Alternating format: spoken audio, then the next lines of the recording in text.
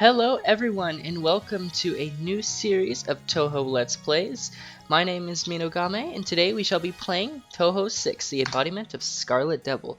So this is the 6th game in the series and it also happens to be the first game in the Windows saga. Came out back in 2002 and it happens to be a bit of a fan favorite. So without further ado, let's begin. I'm going to be playing as Reimu for this, and I guess I should talk about the plot a little bit too before we delve into things. So basically, there is a red mist covering the sky, and our two heroines, Reimu and Marissa, wish to go investigate. As I said before, I'm going to be using Reimu, and I shall use the needle configuration, which is the B shot. So we start things off in stage 1, as usual. It's your get as much power as you can stage, warm-up stage. Nothing too difficult in this stage, but that's fine. You might find it a little troublesome to try to get the items as Reimu because of her speed, but it's not too bad. If you're used to like the modern era of games, you might notice that you can't auto-collect the items, and you do get a point of collection, we call it the POC, but you don't get it until full power, so keep that in mind. Alright, here is our mid-boss, Rumia. We shall see more of her later. She's got a nice little non-spell for us, but nothing too crazy. Her spell card is even less crazy in the sense that everything is aimed at you, so you can just sidestep and you'll be okay. Yeah. So this second half of the stage is essentially like the first half, except I guess it's a little more dense. You can try to kill these enemies off before they fire too much so that you can kind of weave your way through. Just be a little careful if you try to go for item collection so you don't accidentally run into one of those red balls. And there we go. And then the stage ends off with a nice little like streaming section. What I like to do is just hang around the left side of the screen so I can collect these items easily. Alright, so we have reached our stage 1 boss. As you would have guessed, it is going to be Rumia again. She has her arms stretched out for some reason. I'm not sure why she does that, but hey, you do you, girl. Also, shout out to my friend Smoke You, because she likes Rumia. So Rumia's non-spells have this little interesting gimmick where she'll like rotate a bunch of different phases. I think she has like 4 or 3 phases, and they'll come in like a random order, so it's not going to be the same setup every time. This first spell is basically her mid-boss spell without lasers. It's all aimed, so you can just sidestep. And then she'll start introducing lasers for this non-spell. It is a roulette just like the first non-spell, so you're not going to get the same getup every time, And then she'll finish things off with this weird crisscrossing pattern, and then she'll start firing aim stuff, so just casually stream your way across the stream and everything will be just fine. Did I just say stream across the stream? I meant stream across the screen. I'm not really good at talking. Alright, that does it for stage 1. Moving onwards. It appears we have reached a lake. I'm not sure what this lake is called. I think it's called the Misty Lake or something like that.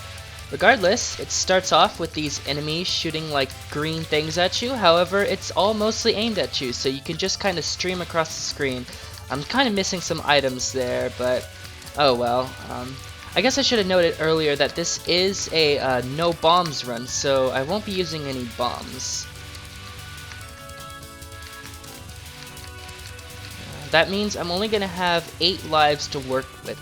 And the lives in this game are gotten mostly through score. There are 2 mid-bosses in this game which will drop extends, but your other extends will come from 10 million, 20 million, 40 million, and 60 million. Alright, I guess I should do Diose spins. Nope, just kidding. So this is Diose. There's nothing too notable about her. I guess one thing to note is for this part you want to stream slowly so that you don't like run out of space. Other than that, nothing too crazy. She drops a bomb for us to use, except I can't make use of that this run. That's all good. I'll collect it anyway, because why not? This second half of the stage is a little weird, in which it introduces like a gimmick where icicles and seagulls will like fall from the top of the screen and they can actually hit you, so you want to watch out for them. Luckily, to your advantage, you can destroy them and they will drop items for you. And then the fairies You can kill them before they fire anything, so you don't even have to worry about them if you know where they're gonna spawn. And it looks like I managed to get max power before the boss. So who is the boss? Oh, come on, you all know who it is. It's Cherno, aka one of the most iconic characters, or at least one of the most well-known. I think even people that don't even really know Touhou know Cherno, because she's, I guess, famous for being a baka. So with the first non-spell, you can kind of misdirect that first wave on the left or the right, and then micro dodge the next two in the middle, so it's not really too bad if you know what you're doing. There's not much to say about this first spell. I guess it's a fixed pattern that changes based on how she moves, so it can be a little random, but it's not too crazy. But don't worry, there will be plenty of crazy patterns to come because this game is insane. Alright, and then this non-spell, everything is aimed, so you can just stream it. You can either do it slowly or you can be a little aggressive. I like to be aggressive because I'm impatient. It's not too hard either way.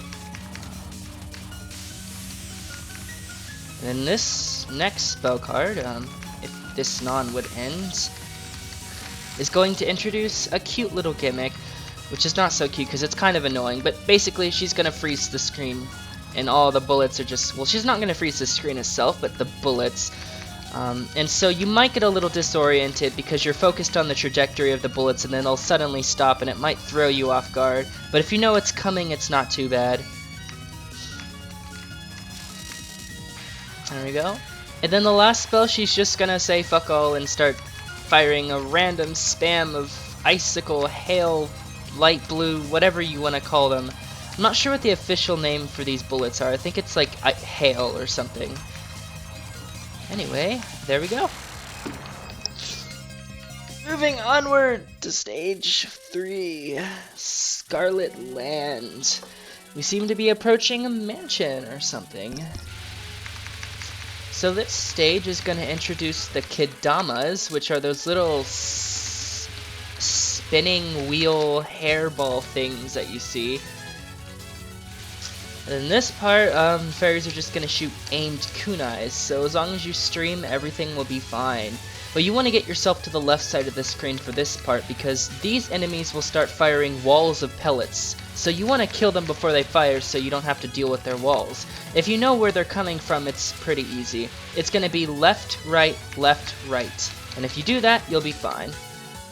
And then for this part, I like to start a little bit on the left of the screen and then start slowly streaming to the right. Yeah, just kind of tap your way while dodging these bullets.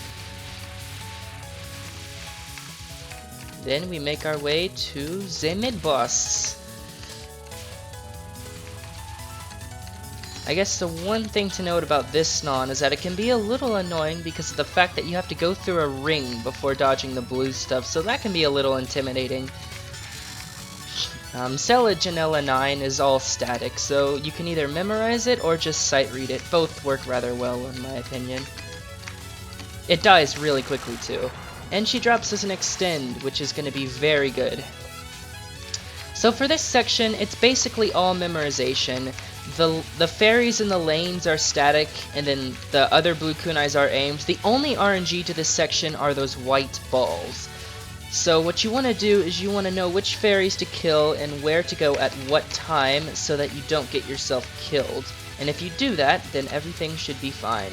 Just remember to stream these blue kunais. And then for the last part of the stage, you can just cheese it by killing the enemies in the top corner and then just kind of hiding there.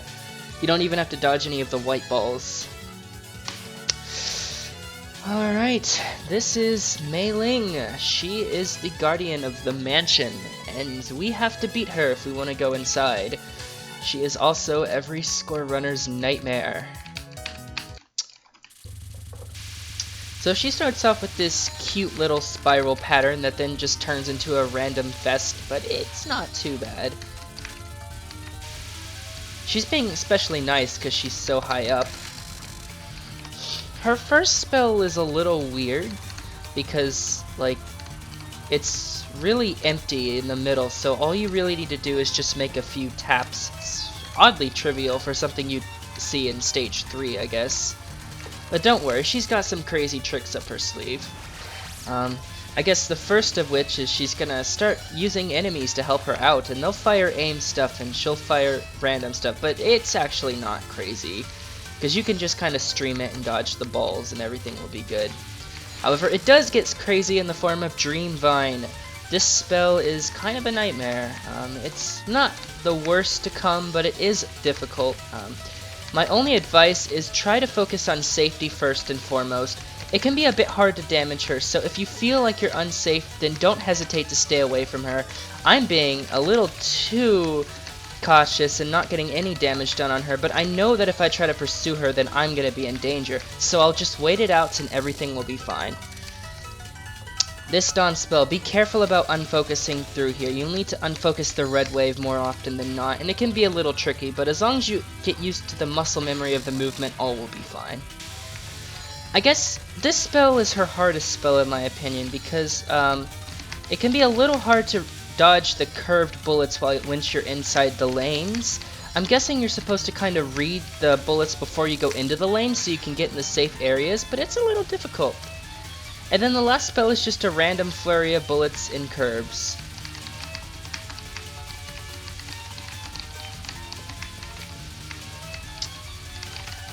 Ooh. Come on, yes! Okay.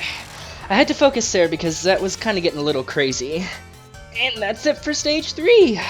So let's head ourselves into the mansion and see what we find. And for some reason we're stopping by the library first. Save the mind. Yeah, anyone who visits this library will definitely need to have their mind saved considering the crazy stuff that happens in this stage. Alright, so for that first section, if you know those enemies are coming, you can kill them before they fire. And that helps a lot. You want to kill one side of the screen's fairies. And then for this section, like the first part's aimed around you, the second part's aimed at you. And if you're in the left side of the screen and shooting, you can kill the next wave of the blue kunai fairies before they fire.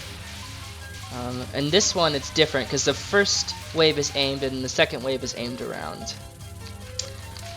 These fairies, Robin calls them the chicken fairies. They kind of like clear the screen as soon as they die, so it's really good for getting cancels and just clearing things in general. Alright, this next section is crazy.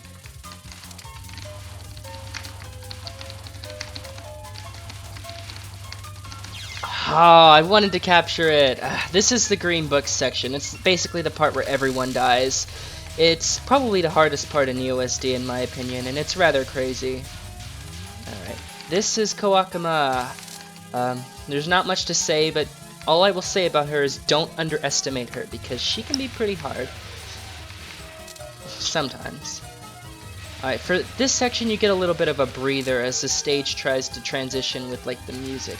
But you want to get yourself about right here for the blue books section. So the blue books are a lot nicer than the green books in the sense that everything can be avoided just by tap streaming. You just want to slowly tap to the left of the screen and everything will work out.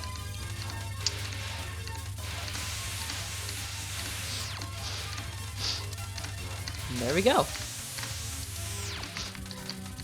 It's also very good to be on the left side of the screen so you can shotgun and kill this fairy before it gets to do anything. Then you can make your way over here and just kind of tap stream the aim stuff. And then you get another one of these fairies. And this one I'll delay my kill, that way I can get a better cancel. And then I'll come over here. That little dodge right there can be a little difficult, but it's not too bad. So for this part, you have to know where these enemies are going to spawn or you're not going to make it. You want to start on the left, then go to the middle, and then stream to the right. Then go back into the middle. And then go a little bit to the left and start streaming back into the middle.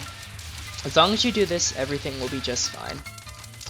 Now here's the end part of the stage. You want to damage the first fairy, kill the fairy on the left, finish the fairy in the middle off, and then finish the one on the right off, and then everything will be just fine.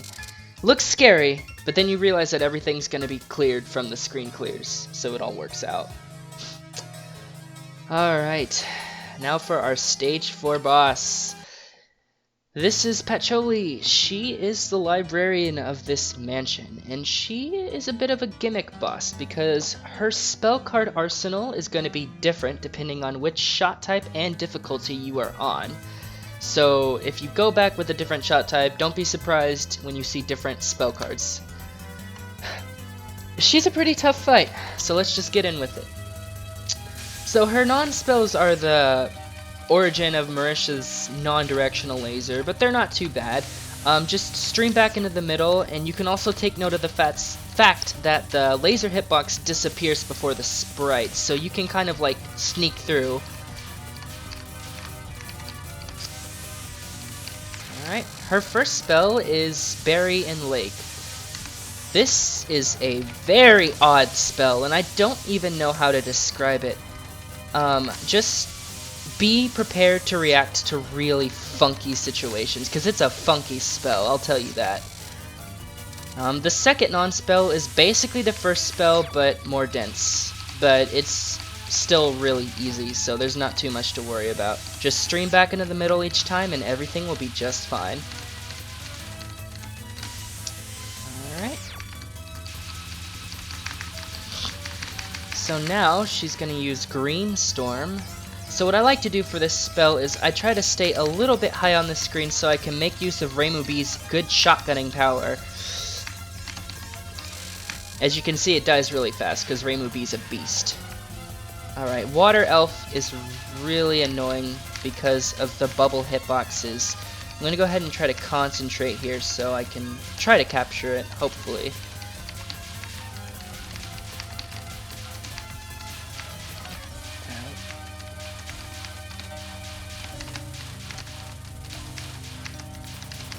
Come on, there we go.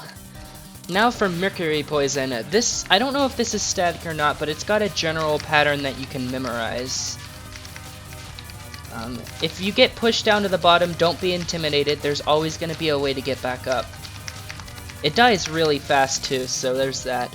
And then this is Emerald Megalith. It's an insane spell card that walls. Be prepared to die, because it's hard. It's hell. Oh god, that was a particularly bad wave right there. I'm not sure how I would have gotten out of that, but I'll watch the recording to see. Ugh. I'm okay with the one miss, Patchy. I kind of expected to die at Emerald Megalith because that spell is just nuts. Alright. Now that we have cleared the library, let us move on into the real mansion. I guess the main mansion. Oh, this theme is so good. So this first half of the stage is all very easy if you know how to cheese it. You can basically get away with not having to dodge anything and just dodge aim stuff by sidestepping. Yeah, good oversight, Zune. Or maybe it wasn't an oversight, I don't know. Just make sure to do your precise tap so you can get through the aim stuff and all will be fine. And then for this part, I like to not go too low on the screen because I want to shotgun these fairies to kill them fast. These are aimed at you, so even if you're high on the screen, as long as you tap, you'll be safe. Kill these as soon as you can like your life depended on it because they will wall you. They are dangerous, let me tell you that. Ugh.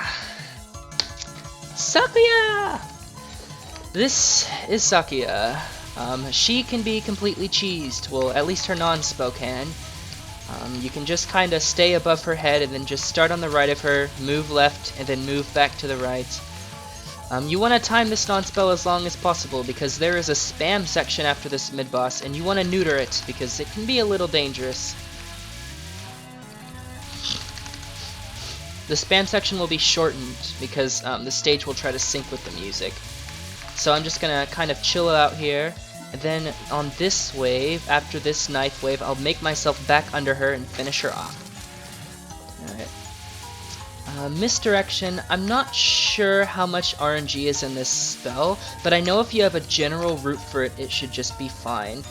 Mostly it just involves trying not to move too much while she fires the bullets so you can get clear gaps. It has a tiny health bar, so it'll go down pretty fast. And yes, get the extend. You'll need it. Alright, so this part of the stage is just aim stuff. Yeah, everything's aimed. Yay.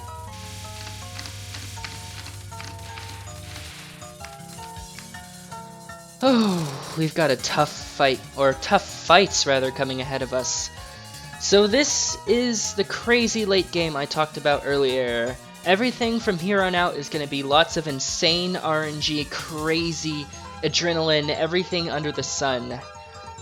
So the first of the two evil bosses, the deadly duo, is Sakia Siue. She is the maid of the Scarlet Devil Mansion, and she just wants to kill you with her knives.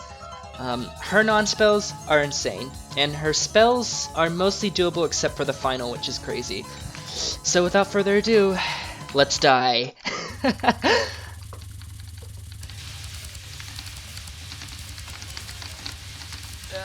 Come on. Crazy, crazy.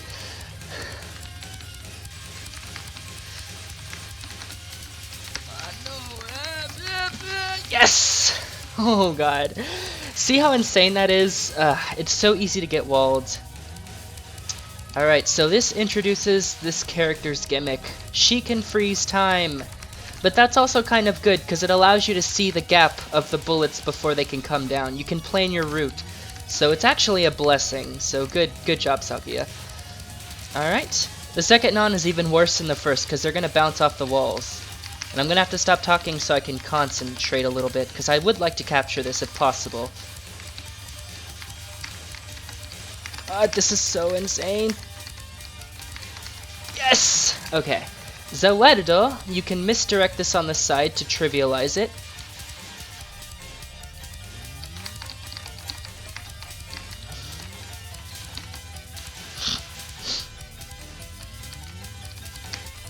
Alright, and this is the easiest non in the lot, but don't underestimate it because it's still kind of crazy. And clippy too. These knives have weird hitboxes. Okay, this is insane. Die? Okay, good. Killing Doll. This spell's insane. This spell is just completely insane.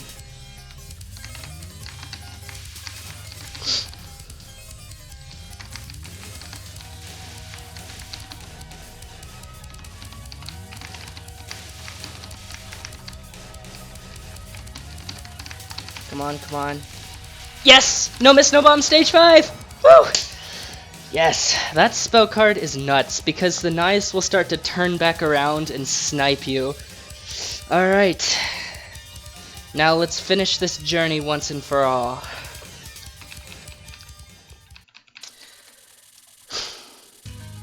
So stage 6, the final stage as it is said, starts off with this cute little spam section. Don't underestimate it.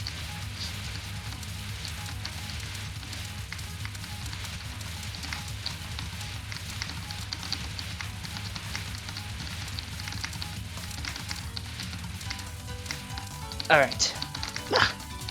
And then there's going to be these ring fairies, but don't worry, everything is aimed so you can sidestep. Again, all of this is aimed so you can just sidestep.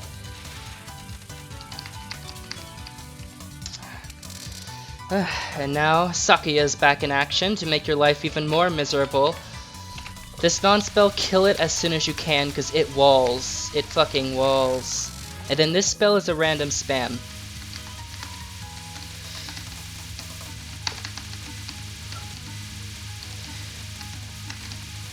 Okay, good. I really wanted to capture that because if you have low rank, the final boss's first non-spell is harder. But if you have high rank, it's a lot more doable. Alright, so Remilia. Oh, I spoiled her name before she appeared. But you guys know who the bosses in this game are. You probably played this. Okay, so this is Remilia. She is a vampire, and she is the one who caused the mist, so we have to beat her up to return the sun, I guess. I do have 6 lives, because I've only died twice so far, so think this might be okay, but I'm not going to underestimate her, because this is an insane final boss. Let me tell you that much right now. She walls you on a lot of her attacks, and she's very prone to walling, yeah. Because of the RNG. Anyways, let's get this duel going.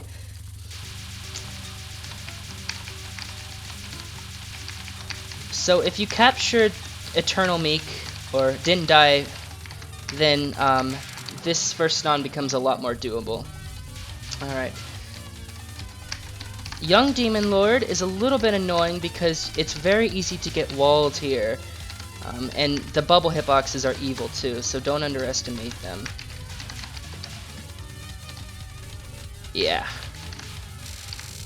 Alright, and for the second non-spell, she's gonna switch between aim stuff and, like, everywhere else stuff. You can trivialize these two waves by staying above her so you don't have to dodge anything.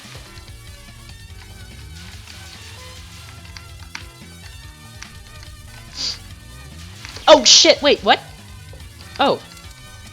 I didn't know she fired two aim stuff at the same time. Okay, never mind, I shouldn't have done that. I actually misremembered the order of her attacks, so I got myself screwed there. So Hell's Thousand Needle Mountain, don't underestimate this spell. There's lots of blurriness going on, so it can be a little confusing on the eyes. And then this non-spell is completely trivial. You can just kind of cheese it. Well, I mean, it's not really cheesing, there's not much to dodge. Alright, Vampire Illusion is very infamous for its walls, so be careful. I almost got a wall, but it looks like I can get away right there. Holy shit, that was an insane dodge. Okay, that was evil. Come on, Remilia. Alright, so this last non-spell, she has frames of invulnerability, so be warned that you can't damage her when she's in her bat form. All of this right here is aimed, so you can just stream these bubbles. And then she does more streaming.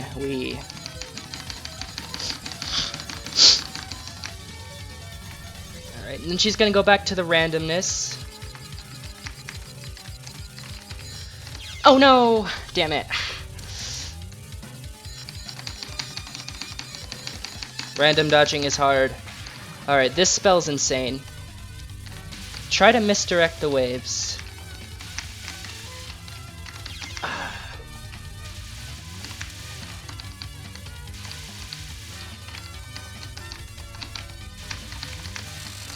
Okay. Now for the final attack in the game, Scarlet and Sakia. Be careful of the walls. It's a pretty long spell card, so be prepared for a long ride.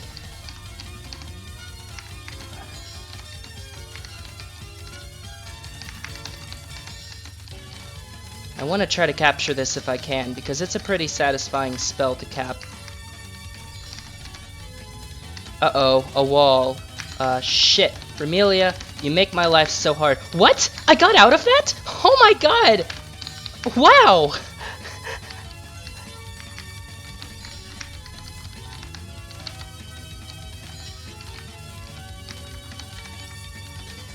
Alright. Just do the dodging as it's intended to be done. Come on, please capture, please capture.